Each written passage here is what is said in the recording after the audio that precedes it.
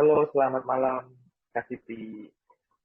Ini ada Rahma, ada Doni. Ya, Don ya. Jadi kita mau ngejelasin apa nih Don ceritanya? Jadi kita hari ini itu akan menjelaskan tentang branding.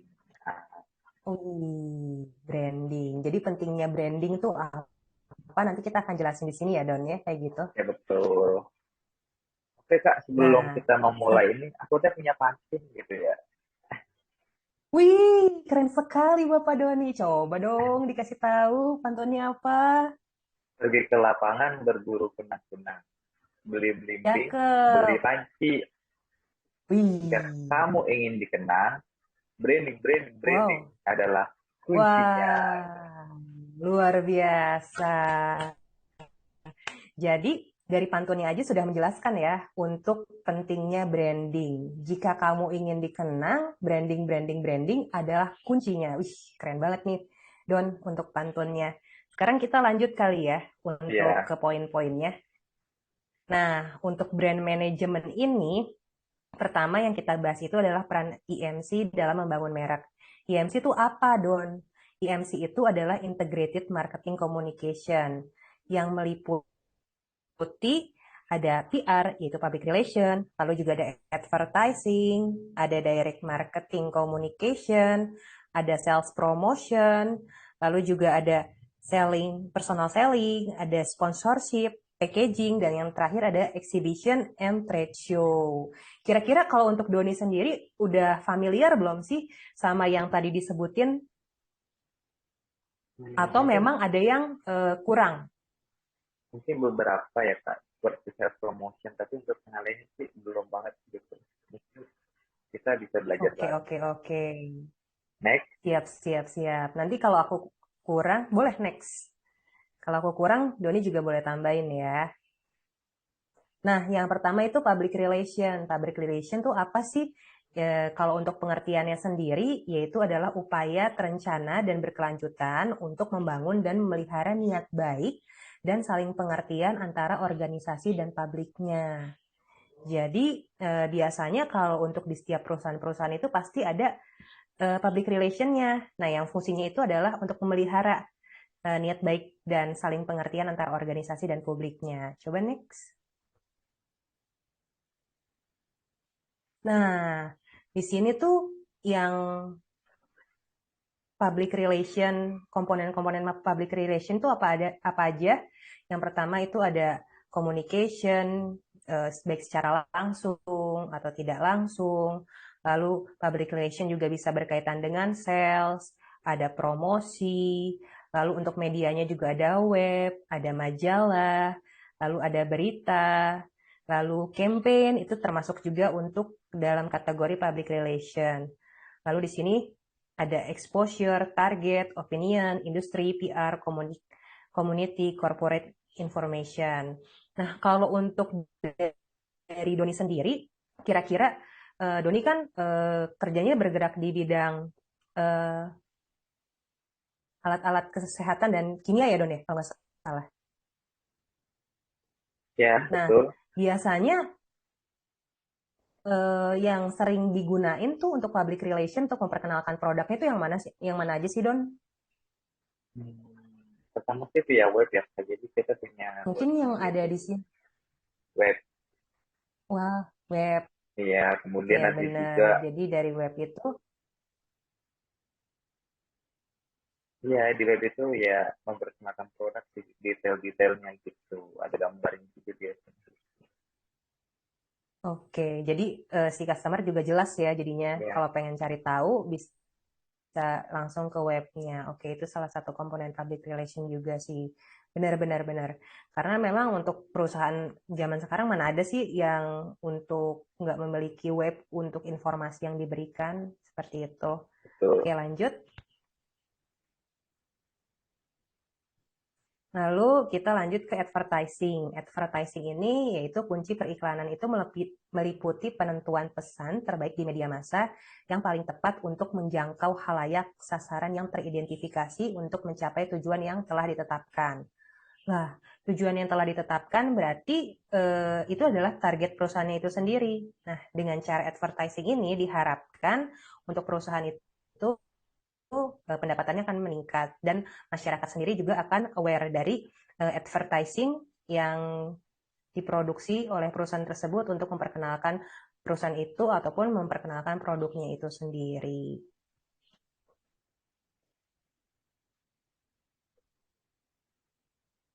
Oke, gambarnya nggak kelihatan ya? Ini. Nah, udah terlihat. Nah, ini contoh-contoh advertising nih kayak gini. Eh, di sini ramai banget. Ada McDonald's, lalu juga ada Sony. Nah, ini untuk advertising yang konvensional sih biasanya di sini seperti eh, apa berdua namanya billboard ya? Apa Oh sih? ya, billboard.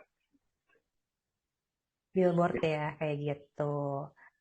Nah, kalau dipasangnya ini juga di tempat-tempat yang biasanya orang-orang Boleh lihat. banyak yang melalui. Jadi, iya betul. Jadi masyarakat aware sama brandnya. Dan untuk penempatannya juga harus disesuaikan dengan keramaian. Karena kalau misalnya di tempat sepi kayak gitu juga kan nggak ada yang lihat juga kayak gitu. Sudah bayar mahal-mahal. Terus sepi juga. Ya pasti untuk target perusahaan sendiri juga nggak akan tercapai sih.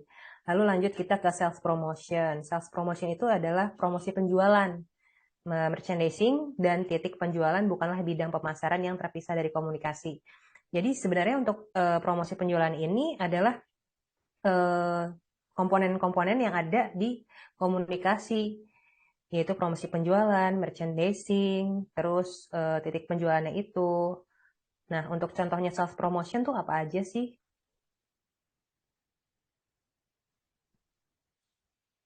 Coba kita lihat. Nah, di sini ada 12 sales promotion, 12 sales promotion example that convert. Pertama itu ada mystery discount, lalu promo code, lalu ada free shipping, ada gift, ada buy one get one, ada 50% off discount ini, lalu surprise offer, first time shopper discount, dan yang terakhir get reward. Nah, untuk Doni sendiri, kalau misalnya belanja, kira-kira lebih tertarik yang mana nih, Don? Dari sales promotion yang ada di sini. Dewan Jason mungkin ya. Buy one get one ya. Wah, berarti cuan banget loh. Dengan mengeluarkan nominal kita belanja untuk satu item, tapi kita dapat item lain ya, kayak gitu ya. Iya, betul. Iya, sip, sip, sip. Lalu kita lanjut ke personal selling. Nah, untuk personal selling ini untuk di Wilson di tahun 1993 mengemukakan mengacu pada beberapa peran bervariasi yang sekarang harus dilakukan oleh tenaga penjualan sebagai bagian dari aktivitas sehari-hari mereka, bukan hanya menjual. Jadi personal selling sendiri di sini bukan hanya menjual, tapi dia itu harus memiliki peran lain. Misalnya ketika ada, nah Doni sendiri nih contohnya ya, ketika Doni menawarkan produk ke orang lain atau ke perusahaan, kan Doni juga harus mengerti kan untuk manfaat produknya itu apa, kegunaannya itu apa, terus untuk analisisnya itu apa, kayak gitu. Mungkin bisa diceritain Don, ketika Doni memperkenalkan produknya untuk ke perusahaan ataupun ke orang, kira-kira bukan hanya untuk menjual aja kan, tapi kan juga harus dijelasin apa aja kegunaannya kayak gitu.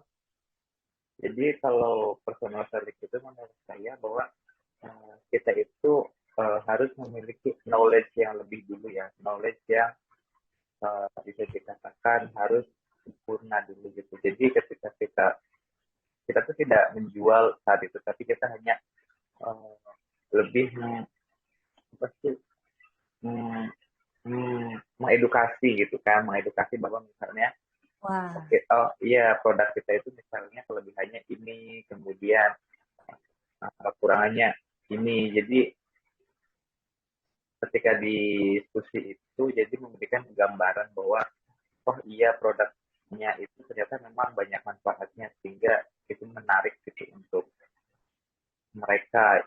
Jadi banyak poin-poin yang bisa mengedukasi mereka sih itu sih kalau menurut saya. jadi tertarik ya, termasuk juga untuk layanan Purna jualnya ya. Kalau misalnya alat ini rusak, harus servis kemana, kayak Ya, gitu. betul. Next. Doni juga harus tahu dan harus jelasin ya. Jadi orangnya tuh jadi gak khawatir dan tertarik untuk membeli seperti itu. Ih, keren banget. Semangat, Doni. Nah, ini contohnya personal selling. Biasanya kalau di brand-brand eh, ternama ya atau brand-brand mahal, kalau misalnya teman-teman mungkin masuk, nah di situ tuh kayak ada self promotion boy, ada atau self promotion girl yang biasanya menjelaskan untuk barang ini tuh untuk kualitasnya kayak gimana, kayak gitu sih. Oke, oke, lanjut.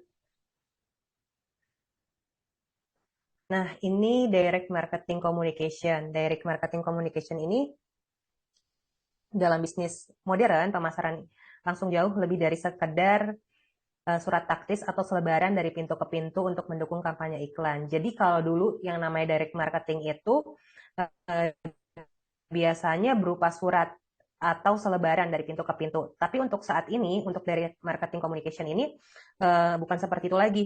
Jadi perusahaan yang memiliki bagian direct marketing communication itu membuat sistem sedemikian rupa agar bagaimana penyampaian pemasaran mereka tercapai. Nah, biasanya untuk hal ini bisa menggunakan kanal-kanal untuk penyampaiannya, kayak misalnya seperti email, lalu pesan singkat, lalu juga eh, informasikan pesan singkat itu masuk dengan email blast, lalu juga eh, informasi melalui misalnya Instagram ataupun YouTube ataupun Twitter. Jadi gimana kita bisa menjangkau sesuai dengan segmentasinya seperti itu. Oke. Nah, iya nih maaf nih gambarnya blur. Jadi direct marketing is communicating with member of the public who have shown intent to buy from you through direct communication like email, post, or telepon. Kayak gitu.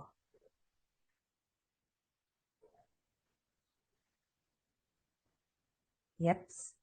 Nah, ini sponsorship. Sponsorship itu adalah kontribusi untuk suatu kegiatan oleh organisasi komersial dalam bentuk tunai atau sejenisnya dengan harapan mencapai tujuan perusahaan dan pemasaran.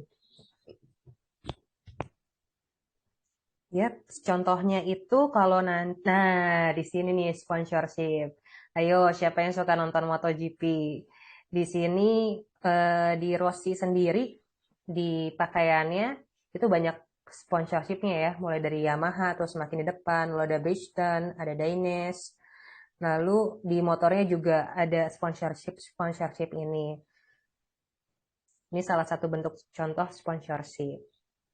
Lalu packaging. Packaging sendiri adalah kemasan uh, ada untuk alat pemasaran yang menggabungkan desain grafis dengan konsep pemasaran untuk menciptakan identitas merek. Nah, contohnya ini baru aja fresh. Jadi untuk di Amarta sendiri, untuk Amarta sendiri kan kita memberikan pinjaman permodalan untuk ibu-ibu yang ada di pedesaan. Nah, di mana ibu-ibu yang ada di pedesaan itu memiliki usaha. Nah, salah satunya ini ada yang keripik bawang, ada yang bipang. Nah, untuk sebelum-sebelumnya, untuk usaha mereka itu untuk packagingnya ya plastik aja biasa, tampilan biasa. Nah, karena beliau ini mitra-mitra mitra-mitra binaan Amarta, jadi untuk Amarta sendiri membantu untuk proses untuk branding packagingnya. Nah, ini salah satu contohnya untuk branding packagingnya. Keren banget ya, Kak. Iya. Mungkin Doni, Ya, kalau untuk branding packaging untuk alat-alat kesehatan biasanya kayak gimana sih, Don? ya Ada karena kita packagingnya nggak sih? ya satu paket dong, Kalau karena kan alat kita udah dari distributor ya gitu. Jadi ketika include misalnya dengan primer, primer packaging, kemudian sekunder packaging, biasanya kan mereka kan banyak gitu ya packagingnya. Apalagi karena kan alatnya juga sensitif gitu, jadi ya udah aman sih. Mungkin bisa dijelasin nih, soalnya saya pribadi sedikit rumit sih apa yang dimaksud untuk primer packaging itu apa, terus sekunder packaging itu apa. Mungkin Joni bisa jelasin lebih jelas. Jadi misalnya kalau di obat-obatan itu ya, primer itu yang nempel dengan obatnya gitu, Kak. Plastik gitu. Hmm, Kemudian yang sekunder itu di luarnya oke. box yang kecil yang misalnya Oh, isinya 10 butir gitu, jadi 2 atau 3 gitu, tiga klip tablet gitu kan. Nanti tersier itu yang box kardus itu, jadi itu semuanya udah oke, oke. Berarti selain untuk branding, juga untuk melindungi untuk safety ya. produknya, safety-nya produk itu juga ya. Wow. Ya. Oke, oke, oke. Keren, keren. Jadi eh selain untuk branding, juga untuk safety, juga untuk packaging. Sip, sip. Nah, ini adalah exhibition and trade show. Ini itu pameran dan pameran dagang.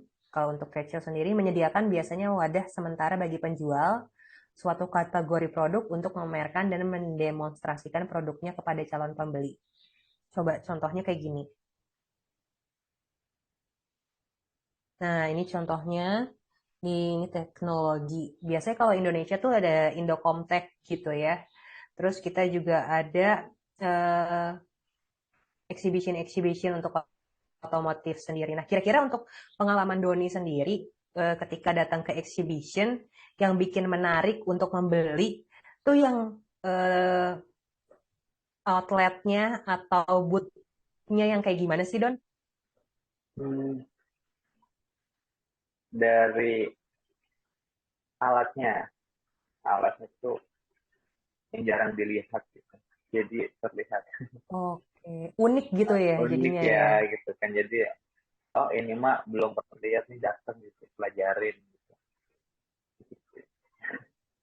Oke, oke, oke. Iya sih benar. Itu salah satu menarik pengunjung juga ya dengan memiliki kelebihan uniqueness-nya itu sendiri. Keren-keren sih. Iya benar-benar.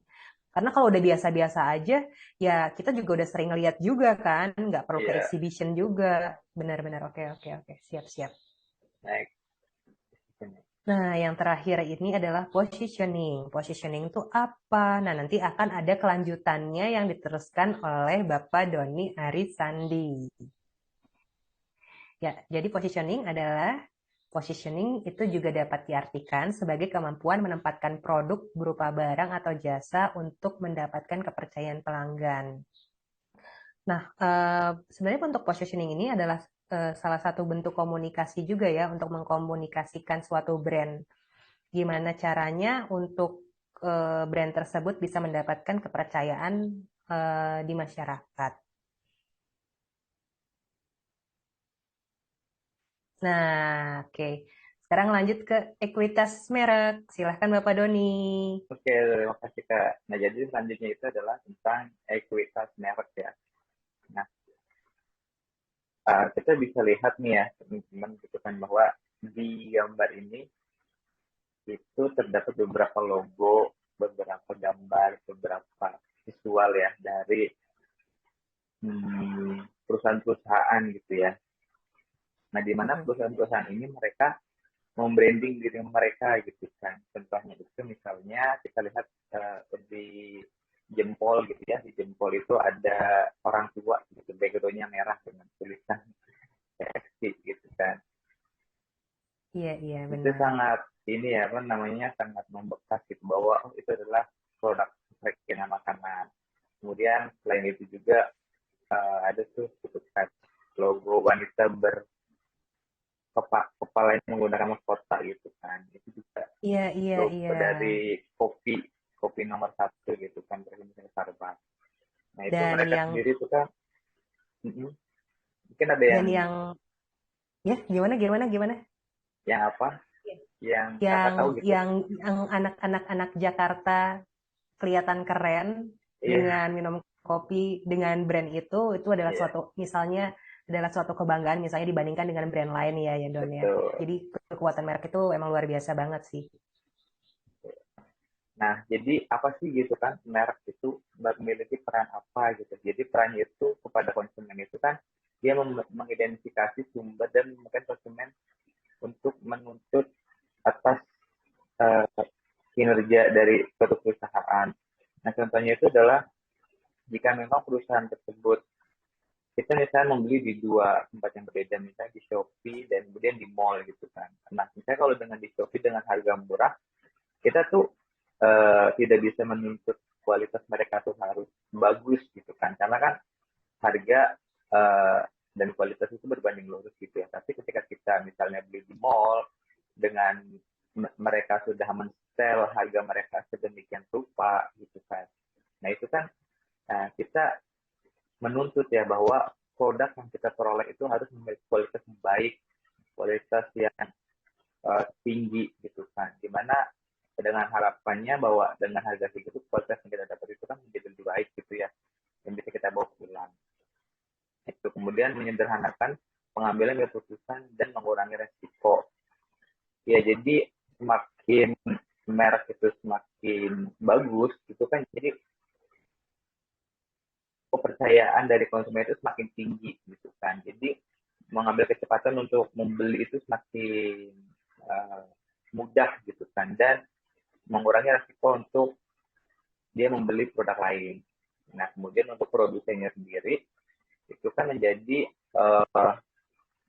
perlindungan hukum untuk itu dan aspek unik produk. Nah jadi misalnya dengan merek ini mereka mempunyai fitur atau mereka mempunyai aspek unik dari produk mereka, kemudian misalnya diklaim atau dilakukan oleh produk lain itu jadi memiliki satu hukum tersendiri gitu. Oh itu dia meniru dari produk ini, itu kan jadi melindungi gitu ya. Kemudian yang penting adalah loyalitas yang diberikan itu semakin tinggi gitu ya. Misalnya ya dengan dengan brand A harganya mahal itu nggak masalah gitu, yang penting saya mendapatkan kualitas yang baik.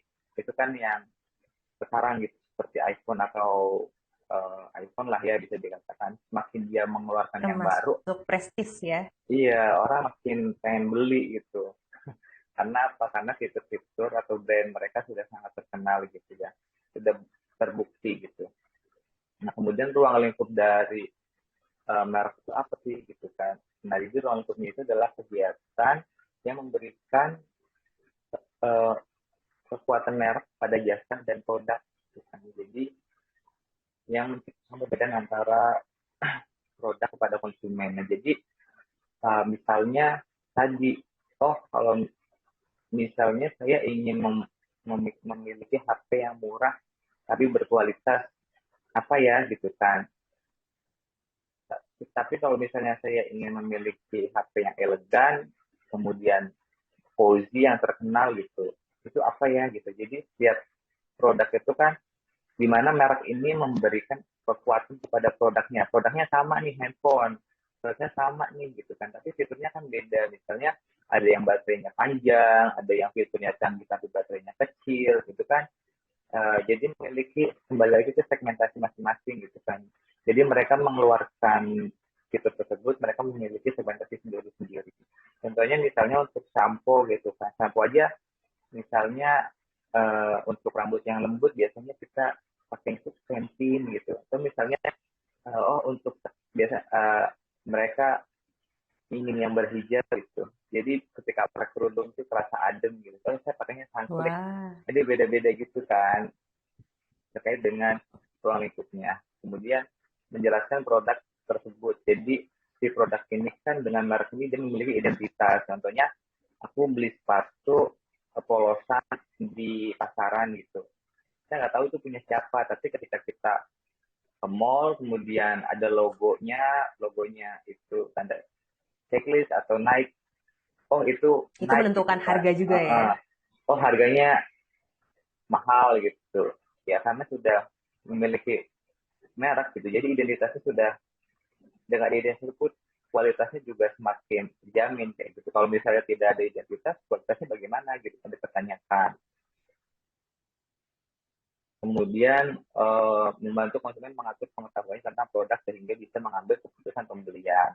Nah, contohnya tadi misalnya saya dengan iklan atau dengan penyampaian mereka gitu kan kepada masyarakat. Jadi misalnya untuk sunstick ini ternyata yang banyak itu perempuan untuk yang beli gitu kan, karena iklannya kebanyakan menggunakan perempuan. Kemudian misalnya dengan untuk laki-laki yang suka berolahraga, yang suka berkeringat kepalanya gitu kan, dia lebih memilih untuk menggunakan head and shoulder gitu kan. Itu ada loh sebenarnya preferensi iklan itu mempengaruhi juga ada gitu. Jadi membentuk segmentasi juga ya untuk Iya, target betul. pasarnya ya. Oke, selanjutnya itu tadi ekuitas merek. Apa sih ekuitas merek itu? Jadi ekuitas merek itu adalah nilai tambah yang diberikan kepada barang atau jasa. Nah, di mana nilai ekuitas ini tercermin dari bagaimana cara berpikir konsumen merasa dan bertindak dalam hubungannya dengan merek. Gitu kan, misalnya ya faktor harga, pangsa pasar, profitabilitas yang diberikan merek kepada perusahaan. Nah, di mana ekuitas ini dibagi menjadi dua. Yang pertama itu adalah ekuitas merek berbasis pelanggan, di mana berbasis pelanggan ini adalah pengaruh diferensial yang dimiliki atas respon konsumen terhadap pemasaran. Jadi yang dipasarkan itu kepada pelanggan melalui iklan-iklan atau melalui promosi segala macam itu adalah ekuitas merek berbasis pelanggan. Kemudian ada juga ekuitas pengetahuan merek. Nah, jadi semua yang dipikirkan atas perasaan, citra, pengalaman, keyakinan, dan nilai-nilai yang berhubungan dengan merek. Jadi ketika si konsumen itu misalnya sudah merasakan terkait dengan manfaat dari produk tersebut, itu akan menciptakan pengalaman yang menarik untuk dibagikan kepada orang lain gitu. Karena jadi nilai tambahnya itu di situ. Misalnya apa ya, bisa oh pakai HP ini, HP iPhone gitu ya, ininya teknologinya terbaru gitu, aku udah nyobain segala macam gitu, daripada pakai HP yang ini gitu kan. Jadi memberikan preferensi masing-masing kepada orang lain. Nah, ini adalah contoh untuk iklan ya. Iya. Oh, ini contohnya ya, yang sampo. Kedengeran nggak untuk audionya?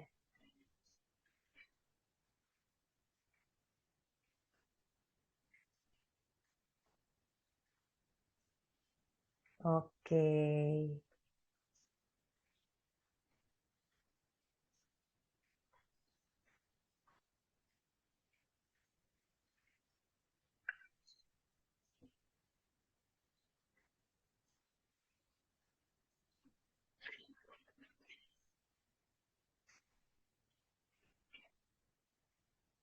Rambutnya Keanu bagus banget ya.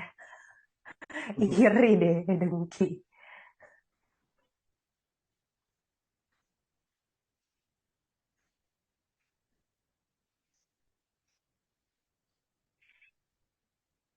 Oke, oke.